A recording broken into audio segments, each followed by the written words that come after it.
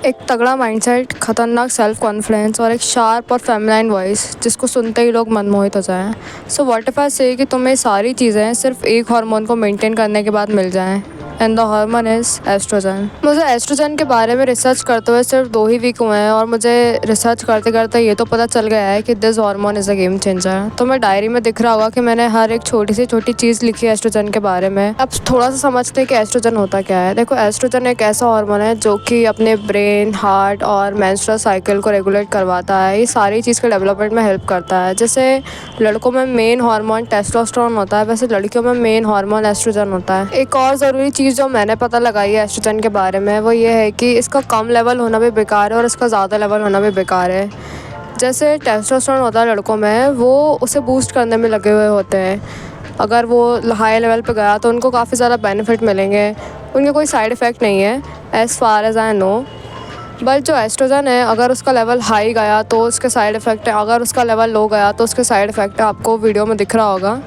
इसलिए इसके एक परफेक्ट लेवल को मेंटेन रखना काफ़ी ज़रूरी है। Now let's talk about how can we maintain the level of oestrogen. देखो, जो फर्स्ट चीज़ है जो मैंने ट्राई की है वो है HIIT method, high intensity interval training. So देखो, ये एक ऐसी मेथड होती है जिसमें तुम्हें अपना पूरा जोर लगाना है सिर्फ कुछ सेकंड्स के लिए। जैसे तुमने 30 सेकंड के लिए स्प्रिंटिंग करी है भाग के, और फिर तुम्हें कम से कम 5 से 6 मिनट का रेस्ट लेना है। ये करने से क्या होगा, ये करने से तुम्हारी जो कार्डियोवैस्कुलर हेल्थ है वो मेंटेन रहेगी, तुम्हारा जो मसल्स हैं वो भी गेन होंगे और तुम्हारा जो एस्ट्रोजन है वो भी मेंटेन होगा इससे। और हाँ, एक और चीज़, तुम्हारी जो हाइट है वो भी इससे बढ़ सकती है। सो वैली मेथड ट्राई करके देखना, कुछ मंथ्स तक तुम्हें रिजल्ट्स ज़रूर मिलेंगे।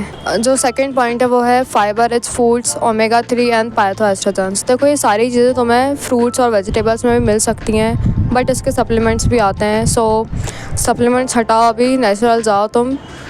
तुम्हें वीडियो में लिस्ट दिख रही होगी, ये वाली सारी जो चीज़ें मैंने लिखी हैं, ये मैंने खुद रिसर्च करी है। ये सारी चीज़ें तुम्हें इन फूड्स और इन वेजिटेबल से मिल सकती हैं।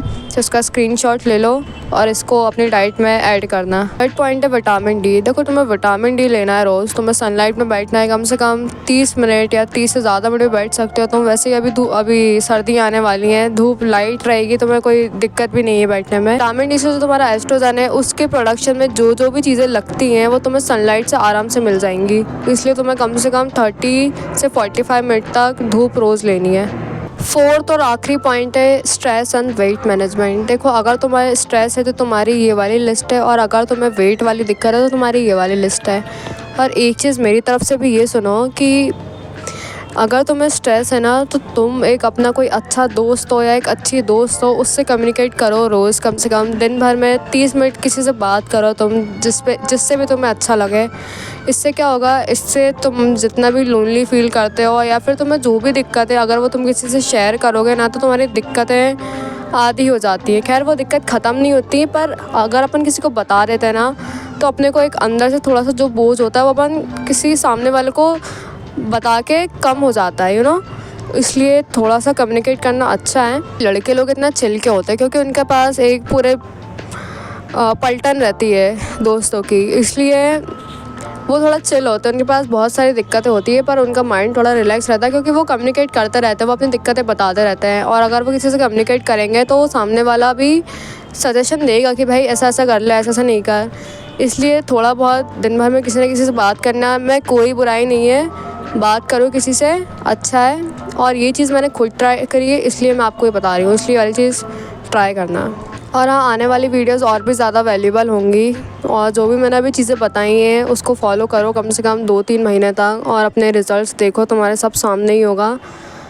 So that's all for now. तब तक के लिए स्टे सॉलिड।